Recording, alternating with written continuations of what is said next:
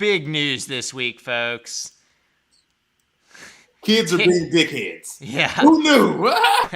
If you didn't know, teenagers don't make great decisions. Some Oklahoma students steal school property in latest TikTok trend. And this was covered by OKC Fox. There was KOCO. I think I saw the KFR maybe. But it's like, is it time to start pressing charges on these teens? Our response is a categorical no. But this is going on everywhere.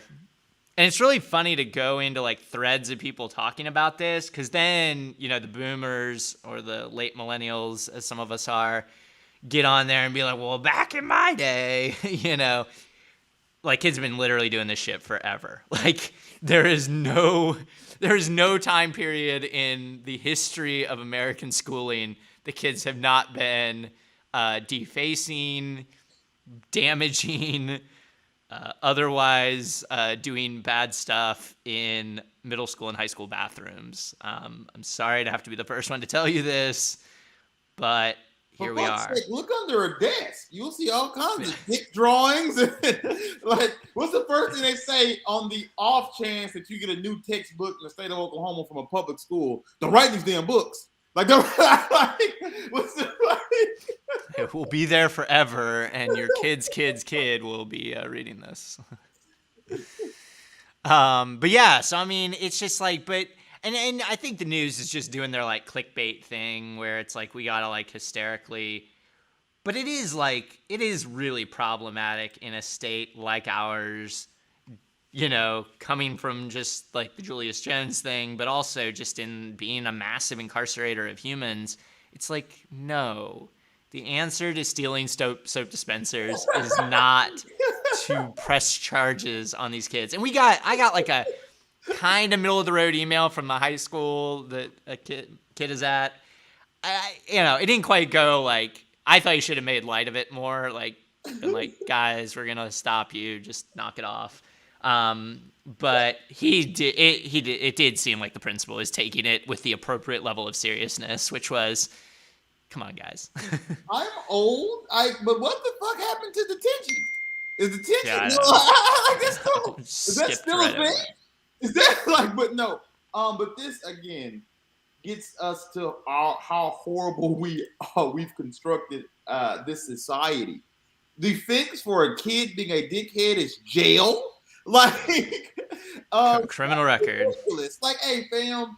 You want to do that? I tell you what. Since you want to write on walls, you get to clean every bathroom wall in here.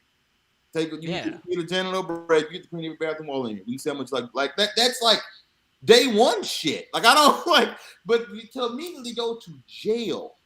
How fucked are we? And thinking about, you talk about Julius Jones and his youth, and there's an incredible book that I recommend you all read entitled "There Are No Children," about kids growing up in the housing projects on the west side of Chicago, Henry Horner.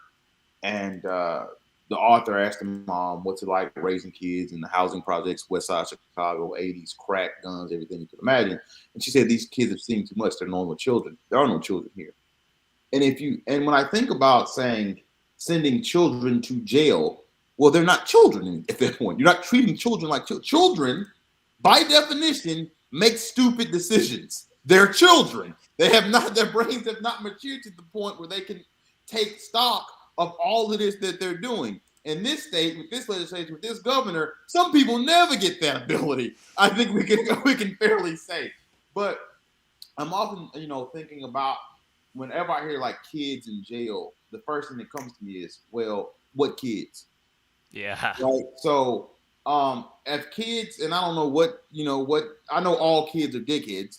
I'm not sure, where this is really focused the most. But what we do know is the way that our legal system works is kids in Nichols Hills and more prominent places doing the exact same things get treated very differently from kids on the east side of Oklahoma City, north side of Tulsa, Hugo, Oklahoma, and the like.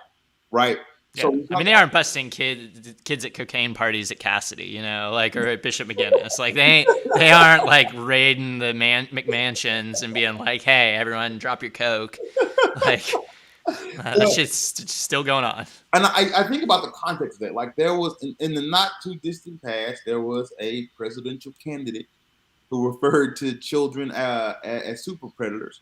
Also came from the South Side of Chicago. You should look up a kid named, if you haven't heard the story of Yummy Sandifer, right? Yummy Sandifer, mid-90s Chicago, horrible, just really tragic and tragic and traumatic upbringing in the Department of Human Services, underfunded Department of Human Services or foster care system of Illinois, like cigarette burns as a kid, all this stuff.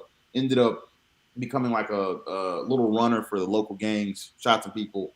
He was broken beyond pale, according to presidents, future presidential candidates, and the like. And so kids that come from environments like that, well, we send them to jail for even what Yummy did was intense. But even for things much less intense, kids from more Yummy come from in similar situations, they go to jail for soap dispensers. Yep. And then you think about the kids who would get the opportunity to just clean the walls or just go home and just buy another fucking soap dispenser. Yeah. Right?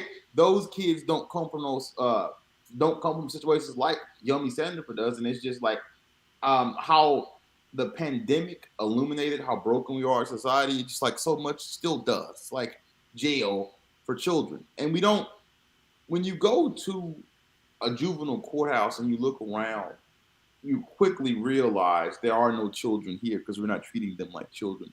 So often it's like, and a lot of times it's charge them as an adult, right? But even in situations like that, it's like we have to punish this child as severely as possible for essentially being a child. Where you're taking away that child's ability to do the things that children make, the mistakes that children make.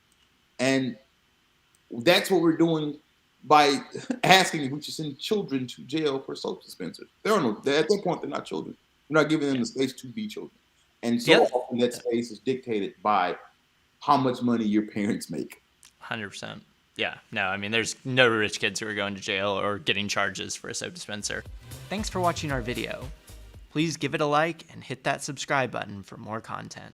If you want to engage with us, follow us on Facebook, Twitter, Twitch, and Instagram.